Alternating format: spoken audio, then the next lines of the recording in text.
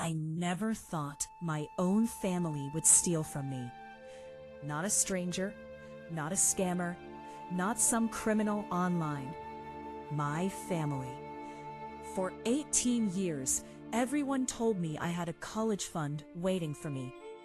Every birthday, every Christmas, every graduation gift, money from grandparents, relatives, and even savings from my own part-time jobs. Everyone said it was for my future. Then 3 weeks before college started, I found out the account was empty. Every dollar was gone. And when I learned who took it, I realized my parents had been lying to me for years. But somehow, that's not even the worst part. The worst part happened 6 years later when they came back asking me for more money. And when I refused, my entire family exploded. So here's what happened. I'm 24 years old now.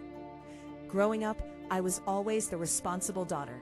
Good grades, no parties, no drugs, no trouble. While other kids spent weekends having fun, I was studying.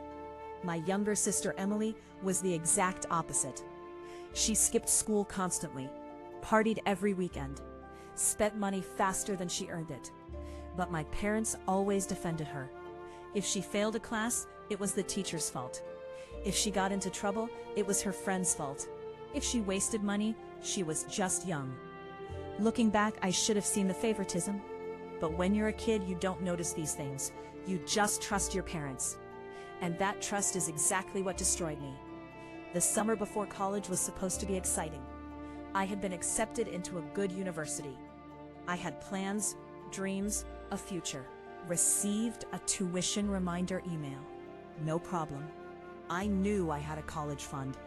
That evening, I asked my mom when we'd transfer the money. The second I mentioned it, her face changed. She looked nervous, really nervous.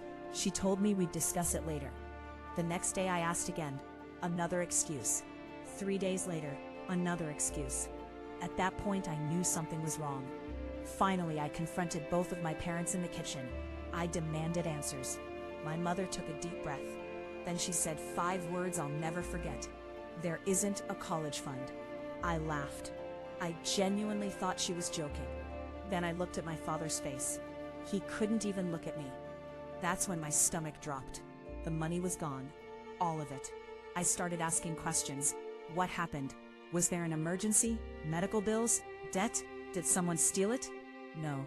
The truth was much worse. Over the previous 3 years, my parents had secretly spent almost the entire fund on Emily. I couldn't believe it. At first, I thought maybe she'd had some kind of emergency. Maybe she was sick. Maybe she needed help. No. They spent it on things that were completely unnecessary. A car, shopping trips, vacations, credit card debt, concert tickets, designer clothes. When she crashed her car while texting, they used more money to buy another one. I felt sick. This wasn't an accident. This wasn't a mistake. This was a decision.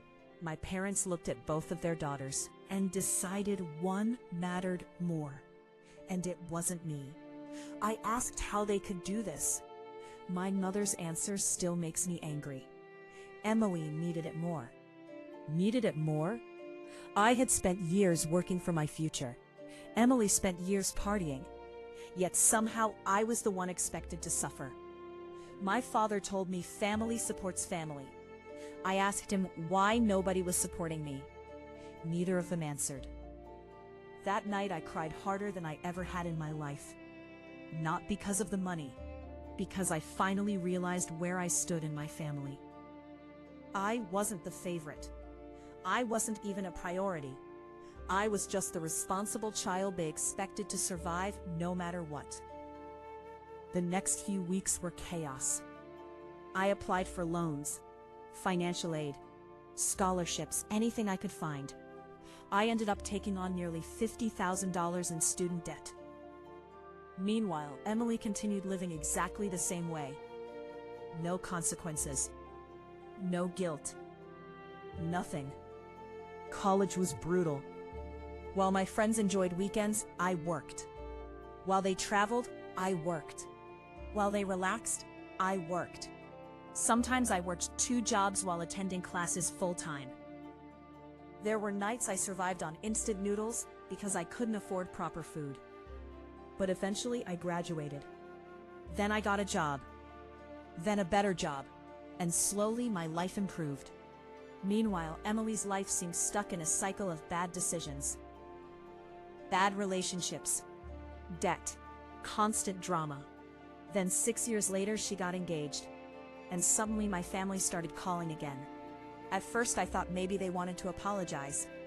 Maybe they regretted what happened. They wanted money. A lot of money.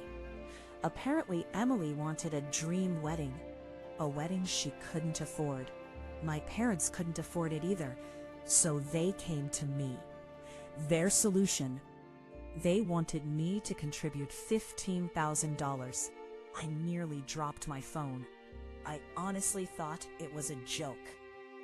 Then my mother said something unbelievable. It's time to move on from the past. Move on? Move on from the fact they stole my future? Move on from years of debt? Move on from betrayal? I couldn't believe what I was hearing. Then Emily joined the conversation. She called me selfish. Selfish. The woman whose entire adult life became harder because of her was calling me selfish. I told them absolutely not. And if they kept pressuring me, I'd tell every relative exactly what happened to my college fund. The conversation ended immediately. For about 2 weeks. Then everything exploded. Apparently my parents had started telling relatives I refused to help because I hated Emily. So I decided if they wanted a family discussion, I'd give them one.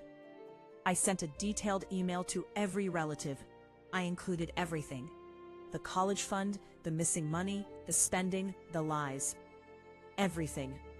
Within hours, my phone started exploding. Calls, messages, emails. My grandparents were devastated. Several relatives were furious. Many of them had contributed money specifically for my education, not for Emily's shopping addiction. The family split almost overnight. Some defended my parents, most didn't. Then came the biggest surprise.